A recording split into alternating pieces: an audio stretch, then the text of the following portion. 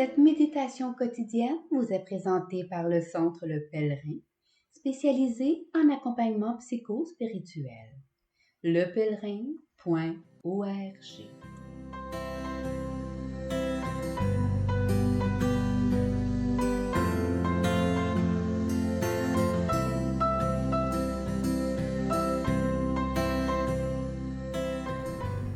Veuillez noter que les méditations cesseront le dimanche 25 juin pour la période des vacances et recommenceront en septembre prochain. Toute notre gratitude d'avoir marché avec nous et demeurons unis dans la prière. Évangile du jeudi 22 juin. En ce temps-là, Jésus disait à ses disciples: lorsque vous priez, ne rabâchez pas comme les païens. Ils s'imaginent qu'à force de paroles, ils seront exaucés. Ne les imitez donc pas, car votre Père sait de quoi vous avez besoin avant même que vous l'ayez demandé.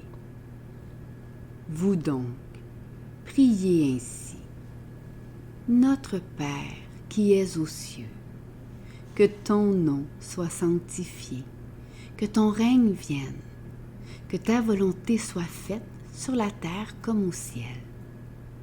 Donne-nous aujourd'hui notre pain de ce jour. Remets-nous nos dettes, comme nous-mêmes nous remettons leurs dettes à nos débiteurs. Et ne nous laisse pas entrer en tentation, mais délivre-nous du mal.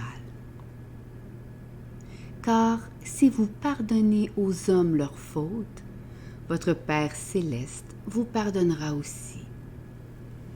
Mais si vous ne pardonnez pas aux hommes, votre Père non plus ne pardonnera pas vos fautes.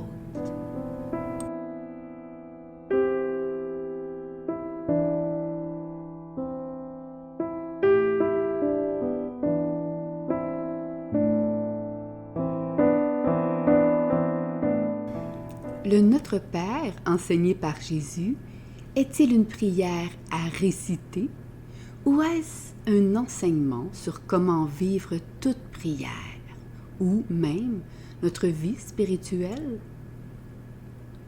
Comme nous la récitons déjà, cette méditation va répondre à la deuxième question en parlant de la prière, mais en sachant que tout ce que je dirai s'appliquera tout autant à notre vie spirituelle.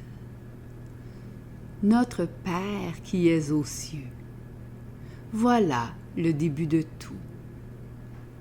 Toute prière est une descente en nous, dans le ciel qui nous habite, en cette personne du Père qui est l'origine de toute la Trinité. C'est se poser en ce silence amoureux sans saisie possible, car il est le tout autre, l'au-delà de tout. Il nous apparaît ici seulement dans la nuit de la foi, comme une lumière si infinie qu'elle nous aveugle.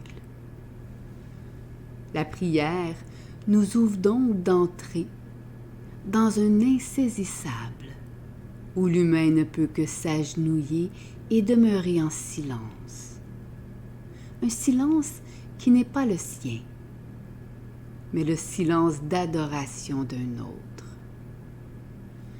En s'y tenant, nous sommes appelés à ne pas rabâcher, croyant qu'à force de paroles, nous serons exaucés. C'est d'autant plus vrai que, placé en ce silence de l'origine, tout notre être doit être en écoute pour entendre la parole du Père qui surgit de son silence, comme un don qui conjugue l'amour ou nous conjugue d'amour. Ici, nous sommes entraînés dans la naissance éternelle du Fils. Nous sommes engendrés par ce Verbe qui se fait chair en nous, par ce nom qui est au-dessus de tout nom et qui, en le Père, est l'origine de chacun de nos noms, et en fait, en lequel toute la création trouve sa source.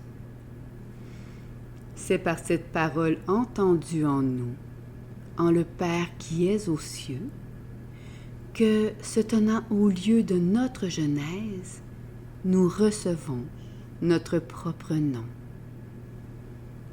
La prière demeurera toujours une expérience d'annonciation, où, à l'ombre du Père, sous le souffle sanctifiant de l'Esprit, nous vivrons en toute gratuité la naissance du Fils en nous et notre naissance en lui.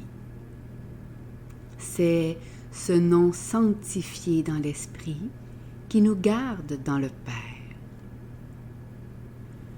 Ces mots de l'Annonciation, l'Esprit Saint viendra sur toi et la puissance du Très-Haut te prendra sous son ombre. C'est pourquoi l'être saint qui naîtra sera appelé Fils de Dieu. Traduise cette expérience profonde où il nous est possible de vivre que ton règne vienne.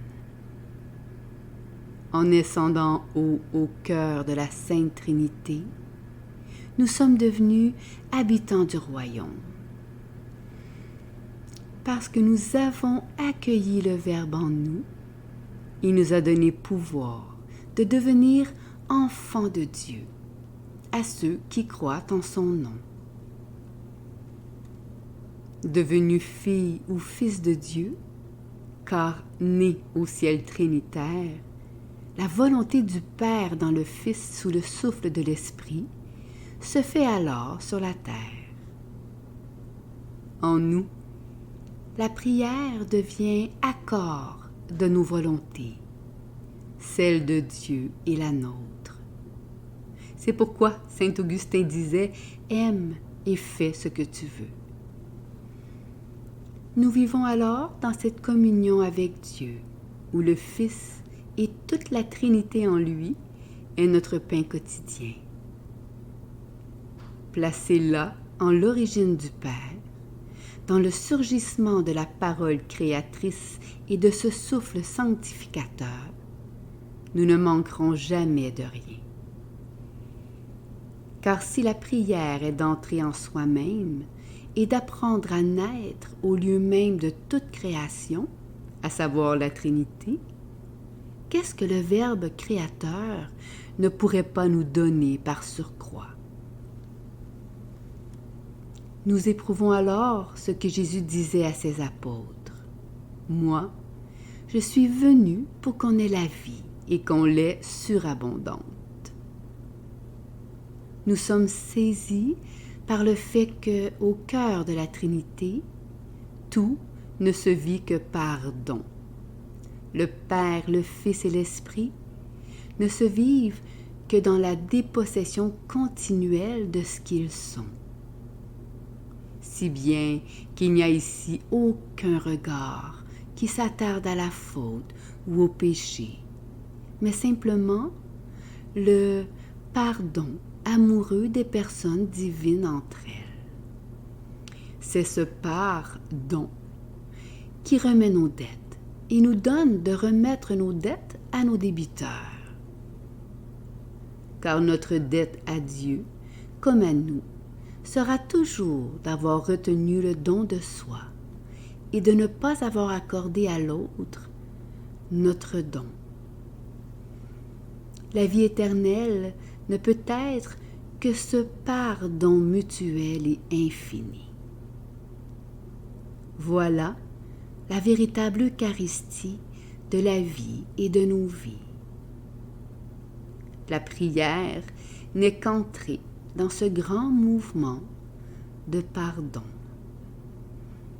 Au final, toute tentation et tout consentement au mal demeure toujours de refuser le chemin de la prière que je viens de décrire, en croyant que l'on peut posséder Dieu à son profit et, ce faisant, ne plus nous vivre par don.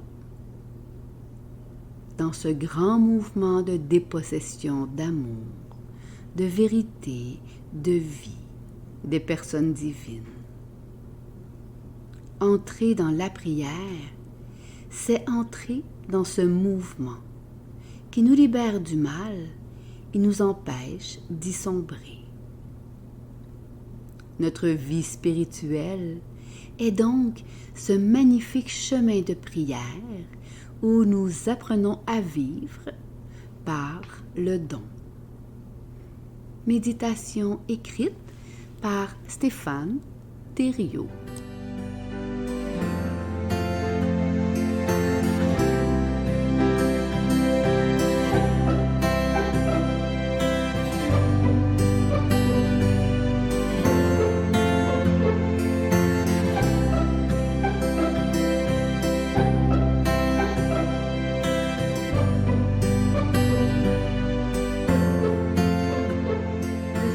Le Pèlerin est fier d'offrir depuis plus de 20 ans un service d'accompagnement ainsi qu'un certificat universitaire en accompagnement spirituel.